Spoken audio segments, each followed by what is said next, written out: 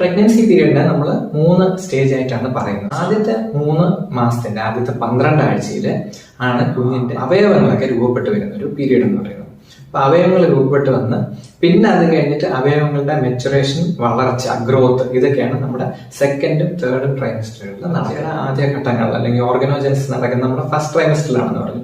ഈ ഒരു പീരീഡിലാണ് നമ്മൾ ഏറ്റവും കൂടുതൽ കെയർഫുൾ ആയിരിക്കേണ്ടത്. അപ്പൊ ഇൻഫെക്ഷൻസ് പരമാവധി വരാതിരിക്കാൻ കഴിക്കുന്ന മെഡിസിൻസ്, നമ്മൾ കഴിക്കുന്ന ഫുഡ്, ഇതെല്ലാം കുഞ്ഞിന്റെ അവയവങ്ങളുടെ വളർച്ച ഏറ്റവും കൂടുതൽ ബാധിക്കുന്ന ഒരു പീരീഡാണിത്. അപ്പൊ ഈ സമയത്ത് നമ്മൾ പനിയും ഇൻഫെക്ഷൻസും ഒക്കെ വരുമ്പോഴത്തേക്ക് ഡോക്ടറോട് എടുത്ത് പറയണം, നമ്മൾ പ്രഗ്നൻസി പ്ലാൻ ചെയ്യുന്നുണ്ട്, പീരീഡ്സ് മിസ്സായി, പക്ഷെ നമ്മൾ UPT ചെയ്ത് പ്രഗ്നൻസി കാർഡ് ടെസ്റ്റ് ചെയ്ത് നമ്മൾ പോസിറ്റീവ് ആയിട്ടില്ല, എന്നാലും നമുക്ക് അറിയാം പ്രഗ്നന്റ് ആവാൻ ഒരു ചാൻസ് അല്ലെങ്കിൽ പ്രഗ്നന്റ് ആണ് എന്നുള്ള കാര്യം എടുത്തു പറയണം. കാര്യം എന്ന് വെച്ച് കഴിഞ്ഞാൽ നമ്മൾ ഉപയോഗിക്കുന്ന പല മെഡിസിൻസും നമുക്ക് ഈ പ്രഗ്നൻസി സമയത്ത് ഉപയോഗിക്കാൻ പറ്റാത്തതുകൊണ്ട്, പ്രത്യേകിച്ച് ആന്റിബയോട്ടിക്സും മറ്റുമൊക്കെ നമ്മൾ ഉപയോഗിക്കുമ്പോഴത്തേക്ക്